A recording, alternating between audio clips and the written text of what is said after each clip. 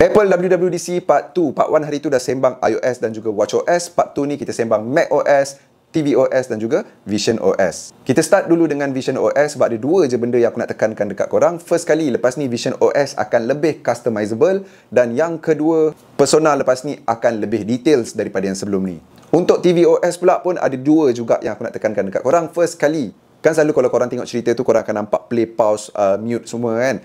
Dia punya style akan menggunakan liquid glass. Dan yang kedua, poster art bila korang nak pilih cerita lepas ni akan lebih kemas dan lebih menonjol. Untuk macOS pula ada 7 yang aku rasa aku nak kongsikan dekat korang. First kali, nama untuk macOS kali ni, nama diberi Tahoe. Nama diberi macam Usrah. Yang kedua, menu bar dekat atas tu akan transparent lepas ni. Untuk ketiga, yes, bila semua dah liquid glass, korang punya dock dekat bawah tu pun liquid glass punya style juga. Yang keempat, spotlight dan juga shortcut dah pun di-upgrade dan korang boleh integrate dua-dua ni sekali dalam korang punya productivity seharian korang.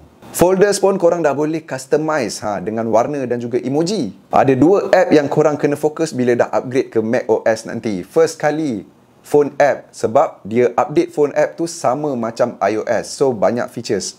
Dan yang kedua, macam iOS juga akan ada satu dedicated app untuk gaming. So dekat situlah korang punya macam hub ataupun center untuk korang punya gaming dekat macOS. Dan last kali, yang ketujuh, ada live activity. Contohnya kalau korang ada order Grab dekat phone korang, korang buat kerja dekat Mac korang, akan ada live activity dekat atas tu untuk tengok update macam Grab berapa lama lagi nak sampai. So nantikan part 3 untuk aku cover pasal iPadOS pula.